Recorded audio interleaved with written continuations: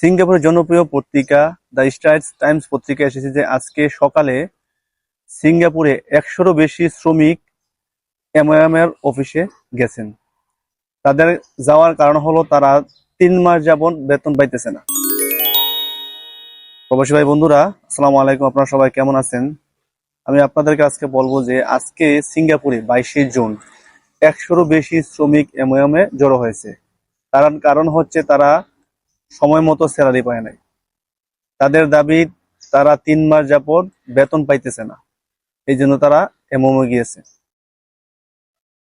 তো প্রবাসীদেরকে আমি বলবো, যারা সিঙ্গাপুরে আছেন, সিঙ্গাপুরে কাজ করতেছেন, আপনি কোম্পানির হয়ে কাজ করেন, আপনি কোম্পানিকে কাজ দেন, কোম্পানি আপনাকে টাকা দেয়। এটাই বস এবং ওয়ার্কারের মধ্যে রিলেশন, এছাড়া আর কোনো রিলেশন নাই। এখন কোনো বস যদি আপনাকে 3 মাস স্যালারি না দেয়, ওই বসের সাথে কি সম্পর্ক থাকে? এই জন্য মনে রাখবেন, যখন কোনো বস আপনাকে 2 মাস স্যালারি দিবে না, 2 মাস স্যালারি দিবে না এবং তৃতীয় মাসও চলে আসবে, অর্থাৎ 3 মাসের বেতনও একত্রিত হয়ে যাবে। 3 মাস হওয়ার জন্য অপেক্ষা করবেন না। 2 মাস হইলে দেখবেন যে 3 মাস হইতেছে, বেতন দিতেছে না, কোম্পানির অবস্থা দেখবেন। কোম্পানির অবস্থা দেখে আপনাকে অবশ্যই মিনিস্ট্রি অফ মেন পাওয়ারকে জানাতে হবে, এমওএম কে জানাতে হবে। ভাই, যে কোম্পানি 2 মাসের বেতন আটকায়া দেয়, ওই কোম্পানির প্রতি ভালোবাসা রেখে কোনো লাভ নাই।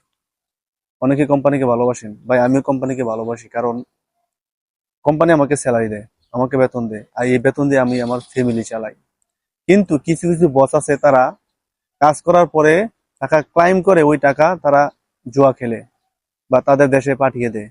আপনারা জানেন যে এইসব কাজগুলো বেশিরভাগ করে যারা চায়না বস। সিঙ্গাপুরে যেসব বস চায়না, ওইসব কোম্পানি বেশিরভাগ এমন হয়। এখন আপনি যদি এমএম-এ চলে যান, এমএম-এর দায়িত্ব আপনাকে এই বেতনটা উঠিয়ে দেওয়া। এখন আপনি যদি অপেক্ষা করেন যে না আমি আরো দেখবো, তারপরে যাব, যত আপনি দেরি করবেন আপনার স্যালারির পরিমাণ তত কমবে। আমার মনে আছে ভাই, 2019 সালে আমার এই কোম্পানি বন্ধ হয়ে যায়। কোম্পানি বন্ধ হয়ে যাওয়ার পর আমরা কিন্তু এমএম-এ যাই নাই। আমরা অপেক্ষায় ছিলাম যে কোম্পানির বস বলছে যে কোম্পানি ঠিক করবে।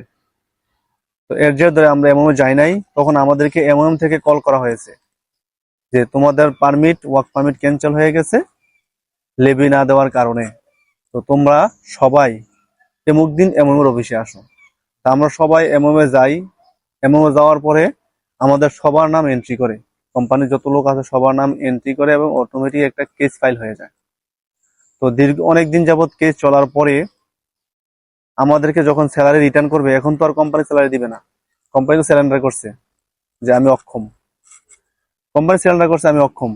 এখন যখন সিঙ্গাপুরে কোনো কোম্পানি অক্ষম বলে যে আমি স্যালারি দিতে অক্ষম, আমি দিতে পারবো না, তখনই দায়িত্ব আসে ইন্স্যুরেন্স কোম্পানির। এখন ইন্স্যুরেন্স কোম্পানি, বিভিন্ন কোম্পানি আছে, যারা কিছু কোম্পানি আছে যারা ফুল আপনার 100% স্যালারি দিবে, কিছু আছে 70% দিবে। এখন ওই সময় আমার যত বেতন বাকি ছিল, আমি মাত্র 70% বেতন পাইছি। এবং আমাকে অফার করছে, তুমি যদি 70% বেতন নিয়ে তুমি কেস ক্লোজ করে দাও, তাহলে তুমি এখানে যেতে পারো, না হলে তোমার কেস চলতে থাকবে। তো আপনাদেরকে বলা হয় নাই, এর মধ্যে আমি কিন্তু কোম্পানি যখন বন্ধ হয়ে গেছে, এর কেস সলভ হওয়ার আগে আমি এমএম থেকে ট্রান্সফার নিয়ে অন্য কোম্পানিতে জয়েন করে ফেলেছি। এখন ওই কেসটা যদি কন্টিনিউ চলতে থাকে, তাহলে আমাকে রেগুলারলি এমএম যেতে হবে। তো যেটা হয়তো বা বর্তমান কোম্পানি পছন্দ করবে না, এই জন্য আমি কেসটা ক্লোজ করে দিই। এই জন্য মনে রাখবেন, সিঙ্গাপুরে যখন কোনো বস আপনাকে স্যালারি ঠিক মতো দিবে না, আপনার 2 মাসের স্যালারি একত্র করে ফেলবে, স্যালারি দিবে না, 3য় নম্বর মাসও চলে আসতেছে, অর্থাৎ 3 মাস পর্যন্ত অপেক্ষা করার দরকার নাই। 2 মাস 15 দিন হয়ে গেলে আপনি লক্ষণ খারাপ হলে আপনি এমএম-এ গিয়ে সাক্ষাৎ করবেন, তাদেরকে জানাবেন যে আমি এই কোম্পানিতে কাজ করতেছি, এত মাস ধরে আমাদেরকে বেতন দিতেছে না। তখন বাই এমএম এই জিনিসটা আপনার হ্যান্ডেল করবে, আপনাকে সাহায্য করবে এবং কি আপনার বেতনও দিবে, এমএম নিয়ে দিবে। তারপর আপনাকে এমওএম থেকে ট্রান্সফার লেটার দিবে, যাতে করে আপনি অন্য কোম্পানিতে যেতে পারেন। তো ধন্যবাদ, সবাই ভালো থাকবেন। আশা করি বিষয়টা বুঝতে পারছেন আমি কি বুঝতে চেয়েছি। তো ভিডিওটা যদি আপনাদের উপকার হয়ে থাকে তাহলে ভিডিওটা লাইক করে কমেন্টস করে বন্ধুদের শেয়ার করে দিবেন। আর ভিডিওটা ফেসবুক থেকে দেখে থাকলে আপনি আমার ফেসবুক পেজটা ফলো করবেন, ইউটিউব থেকে দেখে থাকলে চ্যানেলটাকে সাবস্ক্রাইব করে দিবেন। সেই পর্যন্ত ভালো থাকুন, আমি বিদায় নিচ্ছি। নতুন কোনো ভিডিও নিয়ে আবার হাজির হবো। আল্লাহ হাফেজ।